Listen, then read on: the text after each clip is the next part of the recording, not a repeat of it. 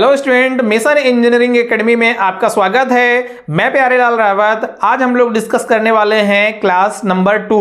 Okay student, तो class number first में हमने देखा था बेसिक इलेक्ट्रिकल में कुछ सब्जेक्ट को, जिसमें हमने देखा था कि एटॉमिक स्ट्रक्चर क्या होता है ना, उसको हम लोग कैसे भरते हैं, उसमें इलेक्ट्रॉन का मान कितना होता है, प्रोटॉन का मान कितना होता है ना, न्यूट्रॉन का मान कितना होता है ना। फिर हमने देखा था नाभिक के अंदर में प्रोटॉन और न्यूट्रॉन होता है। न्यूट्रॉन में जो है तो कोई आवेश नहीं होता है, प्रोटॉन में पॉजिटिव आवेश होता है। उसके आउटर सरफेस में, बाहरी कक्षक में फ्री इलेक्ट्रॉन्स अवेलेबल होते हैं, उसी से निर्धारण होता है हमारे बैलेंस इलेक्ट्रॉनों का। ओके स्टूडेंट, साथ में हमने देखा था कि जो परमाणु होता है उसकी कक्षाएं होती हैं, कक्षाओं को हम कैसे भरते हैं। तो एक फॉर्मूला मैंने दिया था कल 2n² के फॉर्म में, 2n²। उसमें हम लोग ने देखा था कि उसमें हमने देखा कि 2 इंटू कक्षक का मान रखेंगे और उसका वर्ग करेंगे तो निकल करके हमारा आ जाता है कि पहले कक्षक में कितने इलेक्ट्रॉन्स होंगे। ऐसे हम सारे कक्षक को हम लोग फाइंड आउट कर लेते हैं। ओके स्टूडेंट, आज हम लोग देखने वाले हैं कंडक्टर क्या होता है, इंसुलेटर क्या होता है और सेमीकंडक्टर क्या होता है। ओके स्टूडेंट, सबसे पहले मैं बात करूंगा कंडक्टर की यानी चालक की। तो चालक क्या होता है, हम बोलेंगे चालक वह पदार्थ, वह मटेरियल जिसमें करंट का प्रवाह होता है तथा उसमें फ्री इलेक्ट्रॉन्स मौजूद होते हैं, उसे हम क्या बोलेंगे, कंडक्टर बोलेंगे। साथ में बैलेंस इलेक्ट्रॉनों की संख्या 4 से कम होती है। वही हम बात करें इंसुलेटर की, तो इंसुलेटर एक ऐसा पदार्थ होता है जिसमें धारा का प्रवाह बिल्कुल नहीं होता है और उसमें फ्री इलेक्ट्रॉन्स मौजूद नहीं होते हैं। साथ में बैलेंस इलेक्ट्रॉनों की संख्या 4 से ज्यादा होती है, उसे हम लोग इंसुलेटर बोलते हैं। साथ में हम लोग बात करेंगे सेमीकंडक्टर की, तो सेमीकंडक्टर वह पदार्थ होता है जिसमें करंट का प्रवाह होता भी है और नहीं भी होता है, क्योंकि वह पदार्थ इंसुलेटर अर्थात कुचालक और चालक दोनों की भांति कार्य करता है। यदि उसमें तापमान बढ़ाया जाए तो वह एक चालक की तरह काम करेगा, कंडक्टर की तरह काम करेगा। यदि उसका टेम्परेचर कम किया जाए या टेम्परेचर कम हो जाता है तो वह एक इंसुलेटर की तरह कार्य करना स्टार्ट कर देता है, अर्थात उसमें कोई धारा का प्रवाह नहीं होता है। तो उनके एग्जाम्पल के साथ में हम लोग यहां पे देखने वाले हैं। ओके स्टूडेंट, तो सबसे पहले मैं बताऊंगा आपको कंडक्टर। तो कंडक्टर वह पदार्थ जिनके परमाणु में संयोजी इलेक्ट्रॉन मतलब होता है बैलेंस इलेक्ट्रॉन, है ना, बैलेंस इलेक्ट्रॉन 4 से कम होते हैं तथा उसमें फ्री इलेक्ट्रॉन्स मौजूद होते हैं, उन्हें हम क्या कहते हैं बच्चों, चालक कहते हैं। जैसे उदाहरण के तौर पर सिल्वर होता है, गोल्ड होता है, कॉपर होता है, एल्युमिनियम होता है। तो मैं हिंदी में बोलूंगा, सिल्वर मतलब चांदी। ओके स्टूडेंट, चांदी, सोना, कॉपर मतलब तांबा हो गया, एल्युमिनियम। तो ये सारे जो हैं पदार्थ वो कौन से पदार्थ हैं, कंडक्टर मटेरियल है जिसमें करंट का प्रवाह आसानी से हो सकता है। ओके स्टूडेंट, सेकंड में हम देखेंगे इंसुलेटर, कुचालक क्या होता है।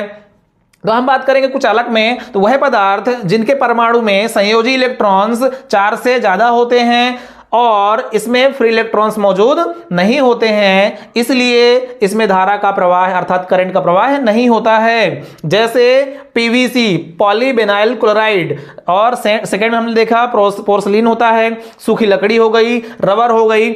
आप लोग समझ सकते हैं कि ऐसा वह पदार्थ या ऐसा पदार्थ जिसमें धारा का प्रवाह नहीं होता है, उसमें फ्री इलेक्ट्रॉन्स अवेलेबल नहीं होते हैं, उसको हम लोग बोलते हैं इंसुलेटर या कुचालक। ओके स्टूडेंट, थर्ड में हम देखेंगे सेमीकंडक्टर के बारे में। तो सेमीकंडक्टर क्या होता है, तो हम बात कर रहे हैं कि वह पदार्थ जिनमें परमाणु में, है ना, वह पदार्थ जिनके परमाणु में संयोजी इलेक्ट्रॉन की संख्याएं एग्जैक्ट 4 होती हैं। ओके स्टूडेंट, एग्जैक्ट 4 होती हैं यानी 4 के बराबर होती हैं, इसलिए इसमें चालक तथा कुचालक दोनों के गुण मौजूद होते हैं और उसमें धारा प्रवाह होती भी है और नहीं भी होती है, डिपेंड करता है तापमान पे।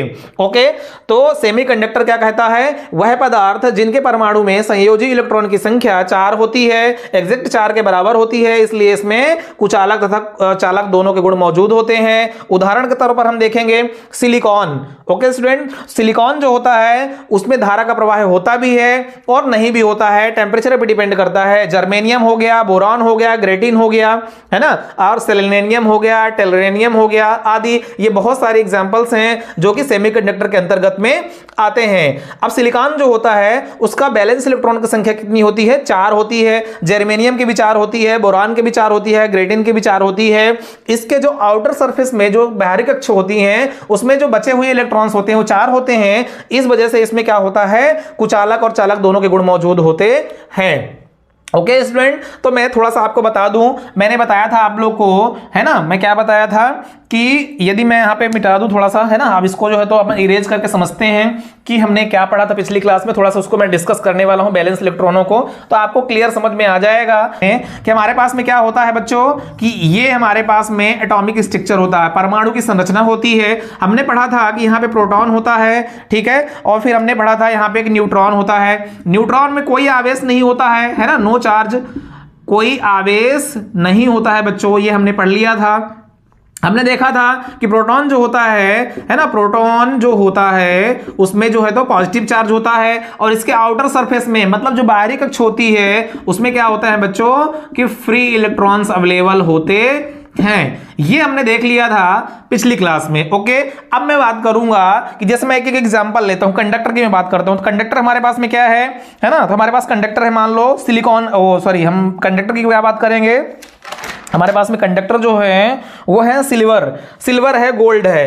तो हो क्या रहा है कि जो हमारे पास में बात करूं मैं कि बैलेंस इलेक्ट्रॉन जो होते हैं, संयोजी इलेक्ट्रॉन्स जो होते हैं, यदि उसका मान जो होता है ना, बैलेंस इलेक्ट्रॉनों की जो संख्या होती है उसका मान जो होता है, यदि 4 से क्या हो, कम हो, है ना, 4 ज्यादा है और बैलेंस इलेक्ट्रॉन कम हो, तो इस केस में क्या कहलाएगा, इस केस में ये क्या कहलाएगा, एक चालक की भांति यह कार्य करेगा, और वह जो है तो चालक कहलाएगा, अर्थात कंडक्टर कहलाएगा। ओके, सेकंड में बात करूं यहीं पे कि यदि बैलेंस इलेक्ट्रॉनों की संख्याएं क्या हो, बैलेंस इलेक्ट्रॉन की संख्या ज्यादा हो, है ना, किससे, 4 से, तो यहां पे क्या कहलाएगा, वह फिर एक कुचालक बन जाएगा, अर्थात जो है तो इंसुलेटर की तरह वह कार्य करेगा।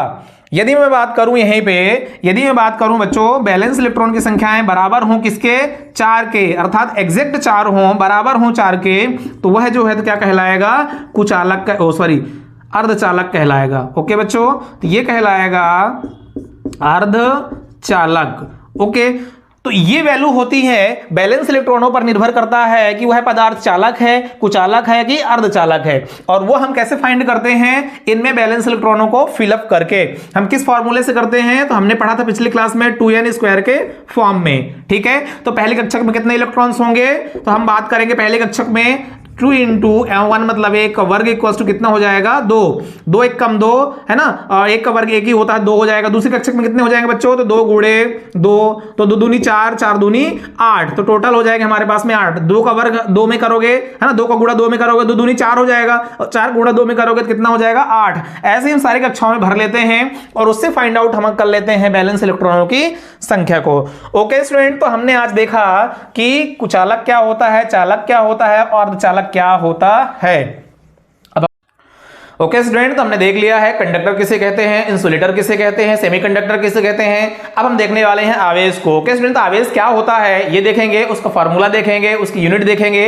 ओके, तो आवेश किसे कहते हैं ये सबसे पहले देख लेते हैं। तो आवेश किसी पदार्थ का एक गुण है जिसकी उपस्थिति में किसी अन्य आवेश द्वारा यह पदार्थ एक बल का अनुभव करता है, उसे हम क्या कहते हैं बच्चों, आवेश कहते हैं। इसका सूत्र क्या होता है बच्चों, Q बराबर IT होता है, और इसकी इकाई क्या होती है, कूलाम होती है। लेकिन सबसे ज्यादा जो इंपॉर्टेंट है एग्जाम पॉइंट ऑफ व्यू से वो क्या है, इसकी सेकंड यूनिट, और इसकी सेकंड यूनिट क्या होती है बच्चों, एम्पियर सेकंड होती है। ओके, हम लोग क्या बोलेंगे, एम्पियर सेकंड होती है। ये very very very very important है बच्चों। ओके, बहुत इंपॉर्टेंट है, इसको आप लोग जो है तो पढ़ करके जाएंगे, क्योंकि एग्जाम में अगर आवेश से कोई क्वेश्चन आएगा तो ये जरूर पूछेगा कि आवेश की इकाई क्या होती है, तो ऑप्शन में रहेगा एम्पियर सेकेंड। ओके स्टूडेंट, अब हम लोग पढ़ने वाले हैं करंट को, तो हम यहाँ पे नेक्स्ट टॉपिक देख लेते हैं, करंट। ओके, तो धारा किसे कहते हैं सबसे पहले ये देखेंगे हम लोग, और उसकी डिफिनेशन देखेंगे, उसकी जो है तो सूत्र देखेंगे, है ना, और उसका जो है इकाई देखेंगे। ओके स्टूडेंट, धारा को हम लोग जो है I से दर्शाते हैं। ओके, इसकी परिभाषा क्या होती है ये बता दूं आप लोग को सबसे पहले। तो धारा किसे कहते हैं, किसी बंद परिपथ में इलेक्ट्रॉन के प्रवाह की दर को, इलेक्ट्रॉन के प्रवाह की दर को विद्युत धारा कहते हैं। ओके स्टूडेंट, क्या कहते हैं, विद्युत धारा कहते हैं।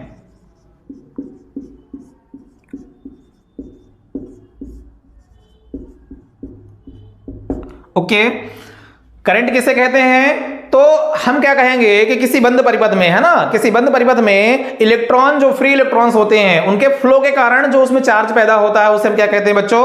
करंट कहते हैं। हम क्या बोलेंगे इंग्लिश में? फ्लो ऑफ, है ना, rate of flow of charge, that is called electric current. Okay, क्या कहते हैं? किसी बंद परिपथ में इलेक्ट्रॉन के प्रवाह की दर को विद्युत धारा कहते हैं। अब धारा को हम लोग समझ लेते हैं, करंट को हम लोग समझ लेते हैं विद डायग्राम। डायग्राम के साथ में हम लोग समझेंगे कि ये कैसे वर्क करता है, एक्चुअली इसकी सर्किट जो होती है वो कैसे कंप्लीट होती है, ये देख लेते हैं। तो हम लोग इसमें देखेंगे सबसे पहले एक हम लोग बैटरी कनेक्ट कर देंगे। ओके बच्चों, यहां पे हम लोग एक क्या है, सोर्स कनेक्ट कर देंगे, एक बैटरी कनेक्ट कर देंगे।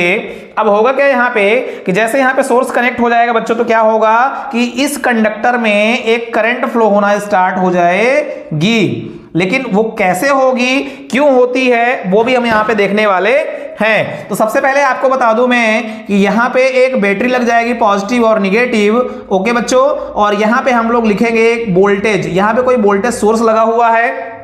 अब हम लोग बात करेंगे कि जो यहां से हमारे पास में इस टर्मिनल्स जो फ्लो होगा वो क्या होगा बच्चों?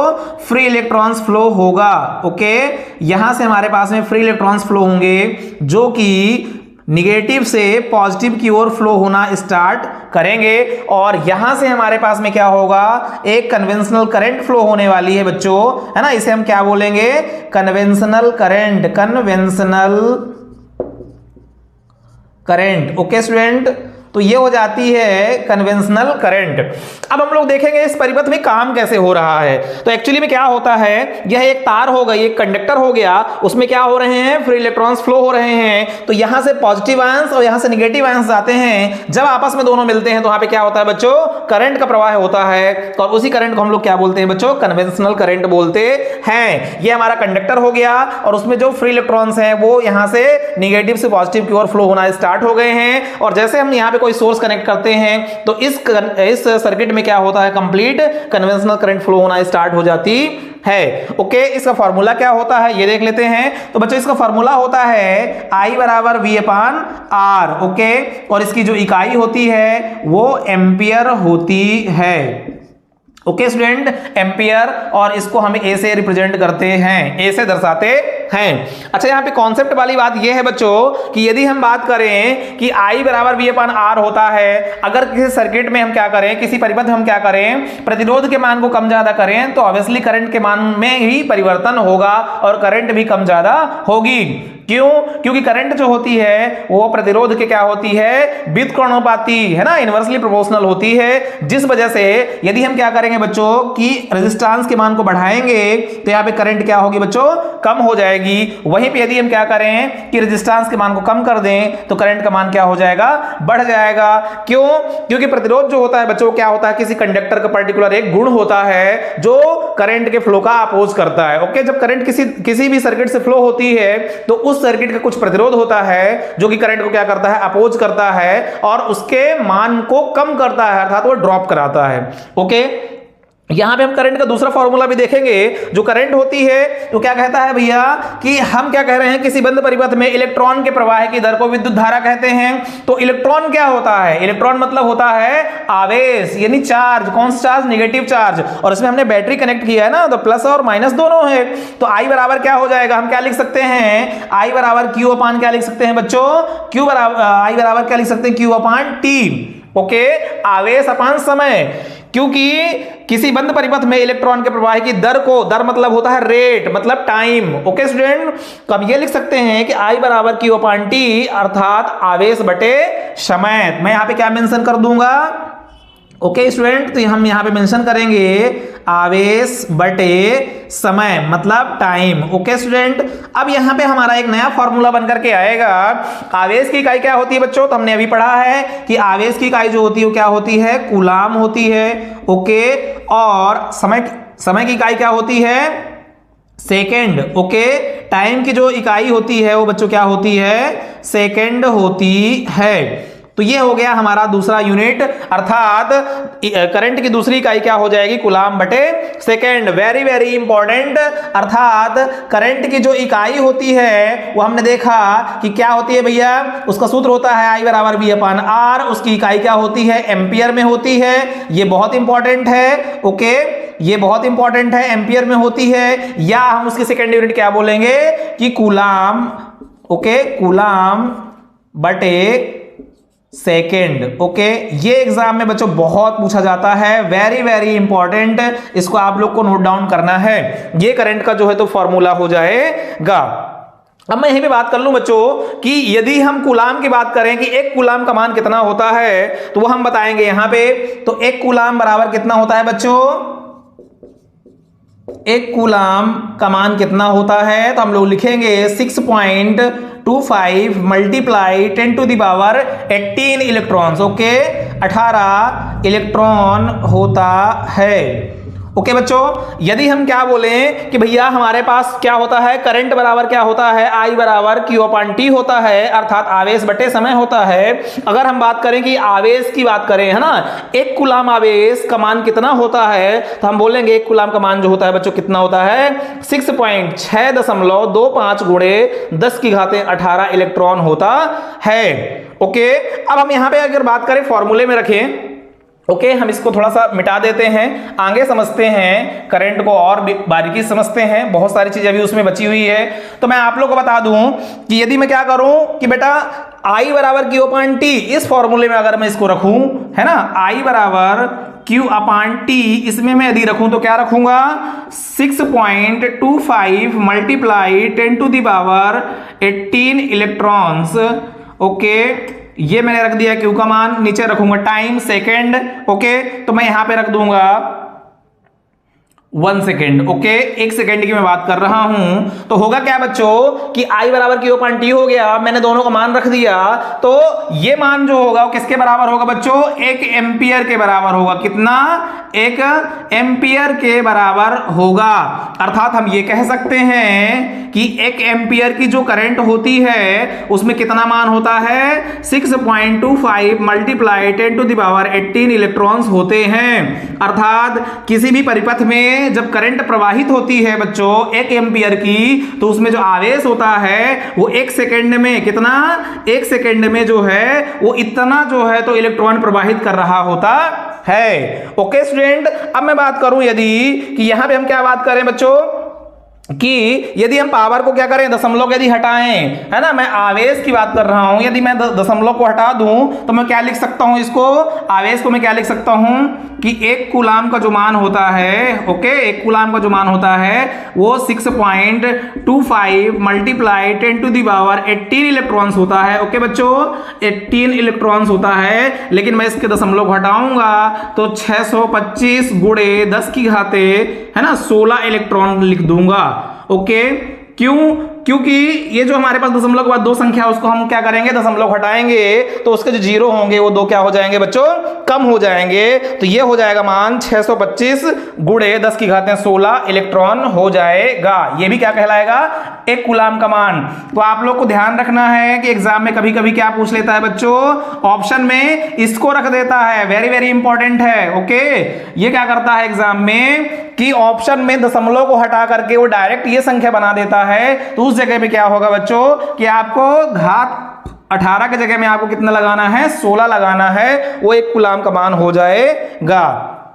ओके स्टूडेंट, ये हो गया हमारा धारा, करंट हो गई। करंट किसे कहते हैं, हम सबसे पहले बात करेंगे करंट का। करंट को हम लोग I से रिप्रेजेंट करते हैं। उसकी परिभाषा क्या होती है बच्चों, किसी बंद परिपथ में इलेक्ट्रॉन के प्रवाह की दर को विद्युत धारा कहते हैं। उसका परिपथ होता है, सर्किट डायग्राम होता है। इसमें हम लोग क्या करते हैं, किसी कंडक्टर में एक बैटरी या वोल्टेज कनेक्ट कर देते हैं, सोर्स कनेक्ट कर देते हैं, जिसमें क्या होता है, पॉजिटिव नेगेटिव 2 टर्मिनल होते हैं और वहां से करंट फ्लो होना स्टार्ट हो जाती है, और उसे हम बोलते हैं बच्चों क्या, कन्वेंशनल करंट। इसका फॉर्मूला क्या होता है, I बराबर V अपॉन R होता है, इसकी यूनिट होती है एम्पियर। बच्चों हम इसको दूसरे तरीके से लिख सकते हैं कि I बराबर Q अपॉन T, अर्थात आवेश अवयव समय होता है। क्यों, क्योंकि हम क्या बात कर रहे हैं, है ना, हम बात कर रहे हैं इलेक्ट्रॉन मतलब आवेश की, और दर मतलब होता है टाइम, रेट की। तो Q अपॉन T होता है, आवेश अपॉन समय होता है, और आवेश की जो इकाई होती है कूलाम होती है, समय की इकाई सेकेंड होती है। इस वजह से हम लोग लिख सकते हैं कि I बराबर Q अपॉन T लिख सकते हैं। और Q का यदि मान हम रखें, है ना, Q का मान मैंने बताया एक कूलाम का मान इतना होता है,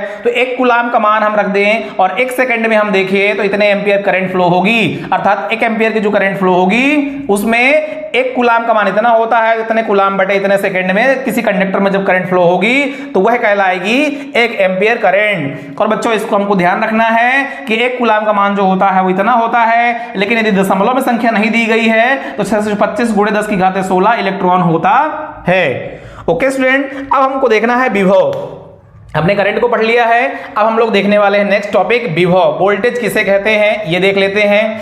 तो मैं आप लोग को बता दूं कि वोल्टेज क्या होता है बच्चों। तो वोल्टेज को हम बोलेंगे कि एकांक धनावेश है ना, एकांक धनावेश को अनंत दूरी से किसी बिंदु तक लाने में किया गया कार्य उसका क्या कहलाता है बच्चों, विभव कहलाता है। ये उसकी जो है तो परिभाषा ओके V से दर्शाते हैं।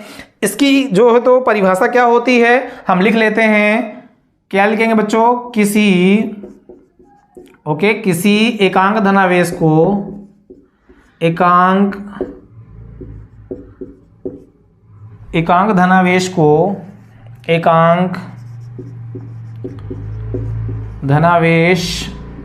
को किसी एकांक धनावेश को अनंत दूरी से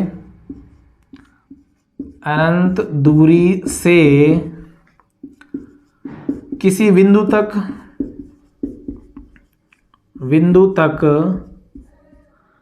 लाने में किया गया कार्य विभव कहलाता है। ओके स्टूडेंट, विभव कहलाता है। ओके हम लोग इसके फार्मूले को देखेंगे। तो इसका जो फार्मूला होता है वो V बराबर IR होता है। करंट और रेजिस्टेंस के रिस्पेक्टिव में वोल्टेज वर्क करता है। ओके स्टूडेंट, तो ये फार्मूला इसका हो गया, ये बहुत ही इंपॉर्टेंट है। ओके तो हम इस फार्मूले को लिखेंगे, ये V बराबर IR होता है। इसकी इकाई क्या होती है बच्चों, तो हम इसकी इकाई की बात कर लेते हैं। तो इसकी इकाई जो होती है वो वोल्ट होती है। ओके हम लोग इसकी इकाई को लिखते हैं वोल्ट में। ओके और वोल्ट को भी V से हम लोग रिप्रेजेंट करते हैं। अब हम विभव की बात करेंगे। तो विभव क्या कह रहा है भैया कि किसी एकांक धनावेश को अनंत दूरी से किसी एकांक धनावेश को अनंत दूरी से किसी बिंदु तक लाने में किया गया कार्य उसका क्या कहलाता है, विभव कहलाता है। ओके मैं समझा दूं आपको एग्जांपल के तौर पर कि इस बिंदु से इस बिंदु तक लाने में किया गया जो कार्य होता है, वो जो डिस्प्लेसमेंट होता है ना, किया गया कार्य। ओके स्टूडेंट, ये जो हो गया वो किया गया कार्य हो गया, इसको हम लोग डिस्प्लेसमेंट भी बोलते हैं, है ना, डिस्प्लेसमेंट। ये जो डिस्प्लेसमेंट होता है वही क्या कहलाता है, विभव कहलाता है। क्या कह रहा है कि एकांक धनावेश को अनंत दूरी से किसी बिंदु तक, बहुत दूर से किसी एक बिंदु तक लाने में किया गया जो कार्य होता है वो क्या कहलाता है बच्चों, विभव कहलाता है। जैसे हमारी जो करंट होती है वोल्टेज क्या करता है, यहां से इस जगह से इस जगह तक पहुंचाता है। ओके तो इसका फार्मूला हमने देख लिया, इसकी इकाई हमने देख लिया, इसके एग्जांपल को हमने समझ लिया। अब हम देखेंगे कि जो हमारा वोल्टेज होता है, विभव होता है, वो क्या कहता है, V बराबर, है ना, V बराबर वोल्टेज बराबर क्या कह रहा है, किया गया कार्य बटे लगने वाला समय, है ना, वो कितने समय में कितना कार्य किया है उसको हम लोग देखेंगे। तो हमारा जो विभव क्या कहता है ना, विभव क्या कहता है भैया कि किया गया कार्य बटे आवेश, मतलब वो किस आवेश को जो है तो कितने आवेश को वो लाया है। तो हम बोलेंगे देखो यहाँ पे एटलीस्ट क्या कर रहा है ना, क्या कह रहा है, किसी एकांक धनावेश को अनंत दूरी से किसी बिंदु तक लाने में किया गया कार्य उसका विभव कहलाता है। तो किया गया कार्य बटे आवेश, है ना, तो किया गया कार्य क्या होगा, वर्क जो होती है उसकी इकाई क्या होती है बच्चों, जूल होती है। ओके तो उसकी जो इकाई होती है क्या होती है, जूल होती है, और आवेश की इकाई क्या होती है, कूलाम होती है। तो यहाँ पे एक और फॉर्मूला बनके तैयार हो जाता है वोल्टेज का, उसे हम क्या बोलेंगे, V बराबर, है ना, जूल, V बराबर क्या हो जाएगा, जूल बटे कूलाम। ओके स्टूडेंट, जूल बटे कूलाम हो जाएगा, इसकी यूनिट क्या हो जाएगी, जूल बटे कूलाम। ओके स्टूडेंट, और हम लोग इसी को क्या बोल सकते हैं बच्चों, वोल्ट। अब हम यहाँ पे क्या कह सकते हैं कि जो हमारे पास में वोल्ट होता है तो हम बोल सकते हैं कि 1 जूल बराबर, है ना, 1 जूल अपान 1 कूलाम। ओके स्टूडेंट, समझना इस चीज को, 1 जूल बटे 1 कूलाम बराबर कितना होता है, 1 वोल्ट होता है। जैसे हमने करंट में देखा था कि 6.25 multiply 10 to the power 18 electrons अगर वहां से फ्लो हो रहे हैं 1 सेकंड में, तो वह 1 एम्पीयर करंट कहलाएगी। वैसे ही यदि हम वोल्टेज की बात करें तो 1 जूल किसी भी परिपथ में 1 जूल 1 कूलाम है ना, 1 जूल जो यहाँ पे जूल है ना, जो हमारा कार्य होगा वो 1 जूल करेगा और 1 कूलाम का आवेश वहां से प्रवाहित होगा, तो उसे हम क्या बोलेंगे बच्चों, 1 वोल्ट बोलेंगे। अर्थात यह कह सकते हैं कि 1 जूल बटे 1 कूलाम बराबर 1 वोल्ट होता है। ओके स्टूडेंट, अब मैं यहां पे बताने वाला हूं आप लोग को कि इसका वर्क कैसे होता है। तो हम लोग फार्मूला देखे थे कि V बराबर क्या होता है, IR होता है। अब हमने देखा कि यदि हम यहां पे क्या करें कि रेजिस्टेंस को बढ़ा दें, वोल्टेज को क्या करेंगे, रेजिस्टेंस यदि बढ़ाएंगे तो वोल्टेज में कोई परिवर्तन होगा, नहीं होगा। क्यों नहीं होगा, क्योंकि जब तक यहां पे करंट मल्टीप्लाई में है, अगर दोनों को हम जब तक नहीं बढ़ाएंगे तब तक इसमें कोई परिवर्तन नहीं आएगा। इसलिए क्या कहते हैं, करंट वोल्टेज के मान को है ना, हम क्या करेंगे कि करंट और रेजिस्टेंस के मान को यदि बढ़ाएंगे तो वोल्टेज बढ़ेगा और यदि इसको कम करेंगे तो ये भी कम होगा, क्योंकि वो क्या करता है, एक दूसरे के रिस्पेक्ट में काम करता है। ओके स्टूडेंट, तो ये हमारा एक टॉपिक और हो गया। अब इसमें हम देखेंगे इसकी सीजीएस जो यूनिट होती है, वोल्टेज जो होता है, ओके बच्चों, वोल्टेज जो होता है उसकी इकाई क्या होती है, एक तो वोल्ट होती है, लेकिन हम इसकी बात करेंगे वोल्टेज में सीजीएस। ओके, सीजीएस यूनिट जो होती है, सीजीएस जो इकाई होती है उसको हम क्या बोलते हैं बच्चों, स्टेट वोल्ट बोलते हैं। क्या बोलते हैं, स्टेट वोल्ट बोलते हैं। ओके, तो ये सेकेंड यूनिट हो जाती है और ये बहुत ही इंपॉर्टेंट है, एग्जाम पॉइंट ऑफ व्यू से बहुत इंपॉर्टेंट है। आप लोग को इसको याद करके जाना है, इसको हमेशा याद रखना है कि वोल्टेज की इकाई वोल्ट होती है और सीजीएस इकाई जो होती है वो स्टेट वोल्ट होती है। ओके स्टूडेंट, अब मैं आप लोग को पढ़ाने वाला हूं फ्रीक्वेंसी किसे कहते हैं। ओके, तो फ्रीक्वेंसी देख लेते हैं, फिर नेक्स्ट क्लास में हम लोग देखेंगे है ना कि आपका जो है तो विभवांतर क्या होता है ना, और विभवांतर में जो है तो वोल्टेज ड्रॉप कैसे होता है, वोल्टेज ड्रॉप को हम लोग समझेंगे। तो अभी हम देखने वाले हैं कि आवृत्ति किसे कहते हैं। ओके, फ्रीक्वेंसी, आवृत्ति। ओके बच्चों, आवृत्ति को हम लोग इंग्लिश में फ्रीक्वेंसी बोलते हैं, फ्रीक्वेंसी है ना, और इसे हम एफ से डोनेट करते हैं, अर्थात एफ से इसको दर्शाते हैं। ठीक है, तो ये हो गई हमारी फ्रीक्वेंसी। अब हम लोग इसको डायग्राम के साथ में समझ लेते हैं। सबसे पहले मैं इसके फॉर्मूले की बात करूंगा और स्टेटमेंट की बात करूंगा। ओके स्टूडेंट, तो आवृत्ति किसे कहते हैं, हम कहेंगे एक चक्र कंप्लीट करने में लगने वाला जो समय होता है उसको हम लोग क्या बोलते हैं बच्चों, आवृत्ति बोलते हैं। तो मैं यहां पे सबसे पहले क्या लिख लूं, उसकी परिभाषा लिख लूं, तो लिखूंगा मैं किसी परिपथ में एक चक्र पूर्ण करने में लगने वाला समय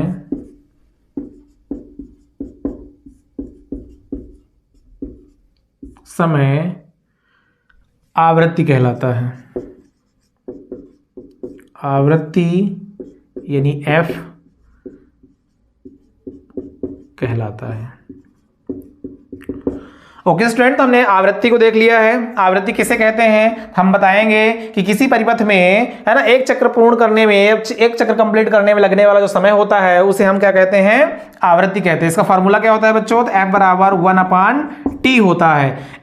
एक चक्र कंप्लीट करने में लगने वाला जो समय होता है वह क्या कहलाता है, आवृत्ति का सूत्र या आवृत्ति कहलाता है। अब हम लोग देखेंगे इसके इकाई को, तो इसकी इकाई क्या होती है बच्चों, ये देख लेते हैं। तो इसकी यूनिट जो होती है वो हर्ट्ज, HZ से रिप्रेजेंट करते हैं, लिखते हैं हर्ट्ज। ओके, हर्ट्ज होती है इसकी यूनिट। अब इसके हम डायग्राम को देख लेते हैं। तो सबसे पहले मैं इसके डायग्राम को बताना चाहूंगा, जिसमें आप लोग देखोगे कि भैया ये हमारा जो है तो डायग्राम हो गया।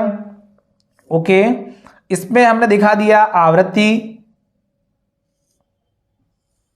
ओके स्टूडेंट, यहां पे मैं आप लोग को बताने वाला हूं कि आवृत्ति कहां पे होती है।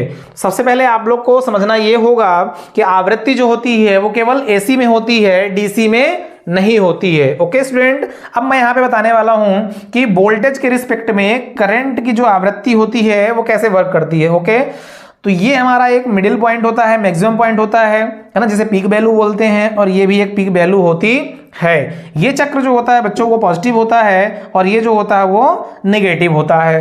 अब यहां पे जो होता है इस वैल्यू को हम लोग क्या बोलते हैं बच्चों, मैक्सिमम वैल्यू बोल सकते हो या बोल सकते हो पीक पॉइंट। ओके, इसे हम पीक पॉइंट बोलते हैं या मैक्सिमम बोलते हैं। देखो अब यहां से शून्य से स्टार्ट होगा, ध्यान देना आप, शून्य से स्टार्ट होगा, धीरे धीरे बढ़ते जाएगा, बढ़ते जाएगा, बढ़ते जाएगा, बढ़ते जाएगा। एक टाइम ऐसा आएगा कि वह अपने मैक्सिमम पोजीशन में जाएगी और वहां से वो कांस्टेंट हो जाएगी, और फिर धीरे धीरे क्या होगा, धीरे धीरे क्या होगा, वो धीरे धीरे निम्न होते होते एक टाइम ऐसा आएगा कि फिर से जीरो हो जाएगी और फिर आगे बढ़ेगी तो यहां पे मैक्सिमम होगी, लेकिन ये साइकिल नेगेटिव रहेगी और वापस से यहां पर आकर के वो जीरो हो जाएगी। इस कंप्लीट साइकिल को हम लोग क्या बोलेंगे, एक चक्र, और इसी को हम कहते हैं कि एक चक्र कंप्लीट करने में लगने वाला जो समय होता है वो क्या कहलाता है, आवृत्ति कहलाता है। देखो अब यहां जीरो से स्टार्ट होगी तो हम यहां पे बात करें, यहां इस बीच में क्या हो जाएगा बच्चों, ये अपने जो है तो 90 डिग्री पोजीशन में रहेगी। ओके, फिर हम लोग यहां पे बात करेंगे कि यहां पे 180 कंप्लीट करेगी, तो यहां पे जो है तो 180 डिग्री कंप्लीट करेगी, फिर यहां पे हम लोग देखेंगे 270 डिग्री कंप्लीट करेगी, फिर यहां पे जो है तो 360 डिग्री कंप्लीट करेगी। ओके स्टूडेंट, अब हम लोग यहां पे समझने वाले क्या हैं, यहां पे हम लोग ये देखने वाले हैं जो फ्रीक्वेंसी का मान होता है वो एक बार पॉजिटिव में होता है, एक बार निगेटिव में होता है। इसीलिए जो हमारी करंट होती है ना, जो हमारी करंट होती है, जैसे आप लोग देखे होंगे जब शॉक लगता है, जब करंट लगती है तो एकदम से वो छोड़ देती है। उसका रीजन ये होता है कि एक टाइम में क्या होता है, वो काम कर रही होती है, एक टाइम में काम नहीं करती है। जो हमारी बल्ब होती है ना वो जलती बुझती है, जलती बुझती है, जलती बुझती, जलती बुझती है। एक्चुअली में उसकी आवृत्ति इतनी ज्यादा होती है क्योंकि वो आवृत्ति ज्यादा होने के कारण हमें वो दिखाई नहीं देती है ना। आवृत्ति कितनी होती है मैं बता दूं आप लोग को, 1/50 है ना, अर्थात अगर हम बोलेंगे f बराबर 50 हर्ट्ज बोलेंगे है ना, SZ, तो क्या होता है 50 हर्ट्ज। इंडियन स्टैंडर्ड जो फ्रीक्वेंसी होती है वो 50 हर्ट्ज होती है, अर्थात वो एक सेकेंड में है ना, जैसे हम पलक झपकते हैं ना, एक सेकंड में वो 50 बार जल चुकी होती है और 50 बार बुझ चुकी होती है, इसलिए वो हमें दिखाई नहीं देती है। हम लोग बोलते हैं इंडियन फ्रीक्वेंसी 50 हर्ट्ज है, अमेरिकन जो फ्रीक्वेंसी होती है वो 60 हर्ट्ज होती है ना। अमेरिका कितनी होती है बच्चों, तो अमेरिका की जो है वो 60 हर्ट्ज होती है, क्योंकि वहां का स्टैंडर्ड है। हमारे इंडिया का स्टैंडर्ड कितना है, 50 हर्ट्ज है, अर्थात f बराबर हम लोग बोलेंगे 1/t, मतलब समय। तो हम क्या कहेंगे कि भैया एक सेकंड में वो 50 टाइम्स क्या होती है, जल रही है और बुझ रही है, इतनी तेज होती है स्पीड उसकी, इसलिए हमें वो दिखाई नहीं देती है। ओके स्टूडेंट, आप लोग आई होप समझ गए होंगे कि जो हमारी अल्टरनेटिंग करंट है वो कैसे वर्क करती है। एक बार वो एक्टिव रहती है, एक बार वो जब निगेटिव में जाती है तो उस टाइम में वो ऑफ रहता है, मतलब यहां से करंट चालू रहता है और यहां पे नीचे जाने के बाद बंद रहता है। इसलिए हम कहते हैं कि फ्रीक्वेंसी जो होती है वो करंट, एसी करंट में पाई जाती है। ओके, तो इसका फार्मूला हमने देख लिया है, f बराबर 1/t होता है। इसकी यूनिट क्या होती है बच्चों, तो हर्ट्ज होती है, ये भी हमने देख लिया है। ये कहां पे काम होता है, इसका यूज जो होता है केवल एसी करंट के लिए होता है। ये 0 से स्टार्ट होती है, धीरे धीरे इसका मान बढ़ते जाता है, एक पॉइंट आता है जब वो अपने मैक्सिमम वैल्यू में पहुंच जाती है, पीक पॉइंट में पहुंच जाती है, और वहां से फिर वापस से उसका मान धीरे धीरे कम होने लगता है, और एक टाइम में वो क्या करती है, अपने आप को एक जीरो के पोजीशन में ले आती है, और फिर वहां से नेगेटिव साइकिल स्टार्ट हो जाता है। तो यहां से यहां तक जो है तो हमारा सफर तय होता है। तो जब मैक्सिमम पोजीशन में जाती है तो 90 डिग्री में रहती है, 0 से स्टार्ट होती है, मैक्सिमम में 90 में रहती है, वापस 180 में जीरो हो जाती है, 270 में वापस से मैक्सिमम रहती है, लेकिन नेगेटिव साइकिल रहती है जब वहां पे करंट हमारी एक्टिव नहीं रहती है, और 360 में क्या होता है, वो वापस से जीरो के पोजीशन में आ जाती है। ओके स्टूडेंट, तो ये हमारा रहा आज का लेक्चर। हमने देखा कि कंडक्टर किसे कहते हैं, इंसुलेटर किसे कहते हैं, सेमीकंडक्टर किसे कहते हैं, उनके प्रॉपर्टी को हमने देखा, पर्टिकुलर उनका उदाहरण हमने देखा, कौन कौन से मटेरियल को हम लोग कंडक्टर, इंसुलेटर और सेमीकंडक्टर कहते हैं। फिर हमने आवेश देखा, आवेश में हमने क्या देखा कि आवेश क्या होता है, Q बराबर IT होता है ना, और उसकी इकाई क्या होती है, ये जो है तो कूलाम में होती है। सेकंड यूनिट क्या होती है, एम्पियर सेकंड होती है। ओके स्टूडेंट, फिर हमने देखा करंट को, करंट किसे कहते हैं, तो करंट क्या होता है, किसी बंद परिपथ में इलेक्ट्रॉन के प्रवाह की दर को विद्युत धारा कहते हैं, और करंट का फार्मूला जो होता है I बराबर V/R होता है, उसकी यूनिट क्या होती है बच्चों, तो एम्पियर होती है। फिर हमने वोल्टेज को देखा, वोल्टेज क्या कह रहा है कि किसी एकांक धनावेश को अनंत दूरी से किसी बिंदु तक लाने में किया गया कार्य उसका विभव कहलाता है। V बराबर आई आर उसका फार्मूला होता है और उसकी यूनिट जो होती है वो वोल्ट में लिखी जाती है। ओके स्टूडेंट, फिर हमने फ्रीक्वेंसी को देखा। फ्रीक्वेंसी जो होती है आवृत्ति को हम एफ से दर्शाते हैं। इसका जो परिभाषा होती है क्या कहता है, किसी परिपथ में एक चक्र कंप्लीट करने में, पूर्ण करने में लगने वाला जो समय होता है वह उसका आवृत्ति कहलाती है। उसका सूत्र होता है एफ बराबर 1/T। उसकी यूनिट होती है, इकाई होती है हर्ट्ज में। और हमने इस चक्र के माध्यम से समझा कि हमारी जो आवृत्ति होती है वो कैसे वर्क करती है। तो करंट और वोल्टेज के रिस्पेक्ट में जो होता है एक चक्र कंप्लीट करने में जो लगने वाला समय होता है वो क्या कहलाता है, उसका आवृत्ति कहलाता है। 90 डिग्री में मैक्सिमम में होती है और 190 डिग्री में वो वापस से क्या होती है, जीरो हो जाती है और फिर इसकी नेगेटिव साइकिल चक्र स्टार्ट हो जाता है। ओके स्टूडेंट, ये लेक्चर यहीं तक।